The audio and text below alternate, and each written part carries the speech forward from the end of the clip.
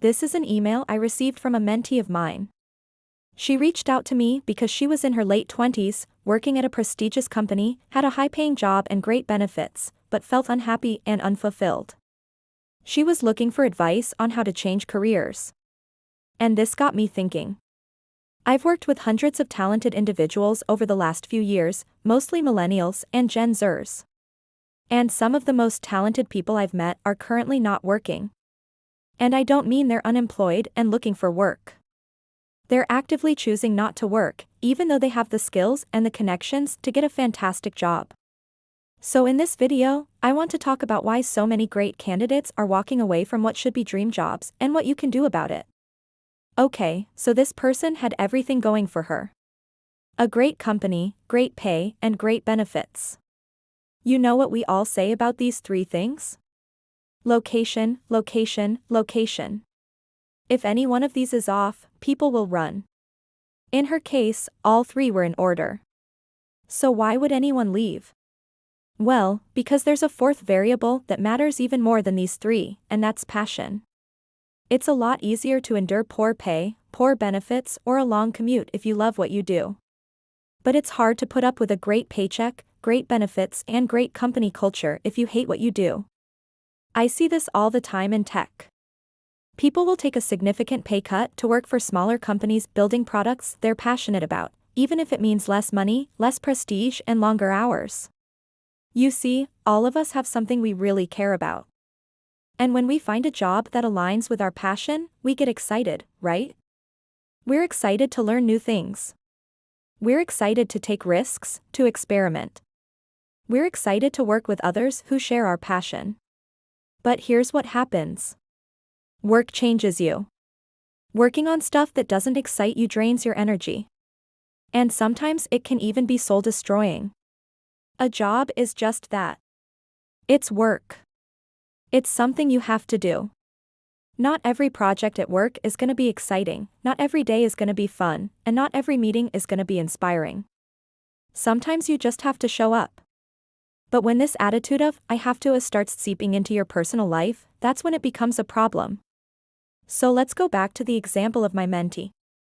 She loved what she did, but hated how it made her feel. Her whole self-identity was wrapped up in her job. The way she talked about herself changed. She started saying, I am a consultant, instead of, I work at this company. This is a subtle but important difference because it shows how her identity became her work. She went from being a person who happened to work at a place to being someone whose whole personality was defined by their job. This is called being in a results-oriented state of mind, which is fine when you're achieving something you care about, but it quickly becomes a problem when things aren't going well. For instance, if you're working on a project that isn't meaningful to you, you'll start to resent your work. If you identify yourself as a worker, then your value as a human being drops to your ability to perform. And this is dangerous because if your performance isn't perfect, you'll think there's something wrong with you. This is also why so many ambitious people fall apart after getting fired or laid off. They have such a strong identification with their work that when they lose their job, they lose their sense of self-worth. The question is, how do we avoid this? Well, first you need to understand the difference between intrinsic and extrinsic motivation. Extrinsic motivation is when you're motivated by external factors like money, fame, or status.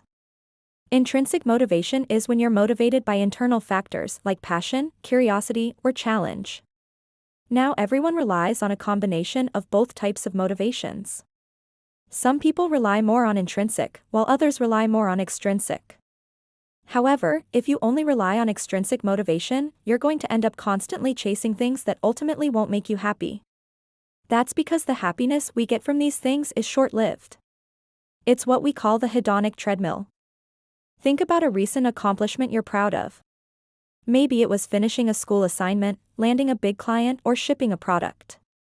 Take a moment to remember all the feelings associated with that accomplishment. How did it feel to achieve that goal? What kind of emotions did you experience? Now imagine that you have achieved that same thing multiple times. How does the feeling compare now? Does it feel just as rewarding as it did the first time? Probably not. The truth is that our brains adapt to new situations, including accomplishments. So whatever level of success we reach, we eventually adapt to it and return to our baseline level of happiness.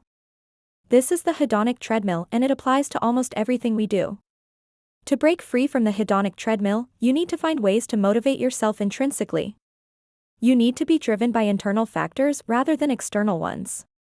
You need to be doing things simply because they matter to you, not because you have to. So what does this look like in practice? Let's imagine two people who are both trying to build their careers in tech. Person A loves writing software. They get satisfaction from solving problems and creating solutions through code. Their goal is to become a senior developer at a good company. Person B likes the idea of being a software engineer, but they're more motivated by the extrinsic factors. They want a high salary, good benefits, and the title of software engineer. Which of these two people is more likely to enjoy their work and be satisfied with it? Clearly, it's person A because they're intrinsically motivated. They get satisfaction from the process itself. Now imagine a scenario where both of these people get a job at a tech company. Person B gets hired as a junior software engineer, but person A gets hired as a junior data analyst. Would you guess that person B is going to be upset? Yes, they were expecting to be a software engineer, but now they've been placed in a role with less prestige and lower pay. On the other hand, person A might actually be relieved. They were both hired at entry-level positions anyway. So they're just grateful to have a job. In this case, person A is intrinsically motivated, so they're more likely to enjoy their work and be satisfied with it. They might even find aspects of data analysis that they enjoy. On the other hand, person B is extrinsically motivated, so they're more likely to be unhappy with their work.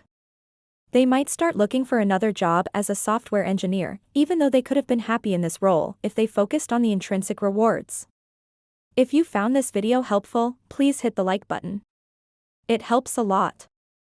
Also, I don't know why, but a lot of you aren't subscribed. So please make sure you click the subscribe button below. Thank you. Alright, next up, you need to accept that you'll never have it all. Life is full of trade-offs. Just think about the decisions you make every day. When you choose one thing, you're giving up something else. For example, when you decide to spend time with friends, you're giving up an opportunity to work. When you choose to pursue your passion, you're giving up financial security. When you focus on family, you're giving up freedom. These are the kinds of difficult choices we all have to make in life. There's no such thing as a perfect job. No matter how much money you make, there's always something else you could be doing instead. When you realize this, you start to appreciate the importance of making choices based on what truly matters to you. You learn to prioritize the things that are important to you and let go of the things that aren't. And finally, you need to accept that there's no right answer. Everyone has different priorities, and what works for one person may not work for another. What matters is that you make the choice that's right for you. For example, one of my friends gave up his corporate job to pursue entrepreneurship.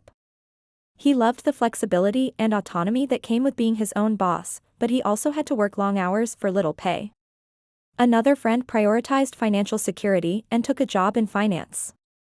He knew the work would be boring, but he also knew that it came with great benefits and a high salary. Neither choice is right or wrong. It just depends on what's important to each individual person. We often over-romanticize the idea of following your passion.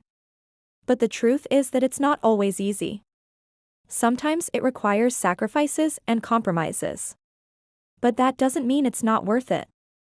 If you're willing to make the necessary sacrifices, then it's worth it.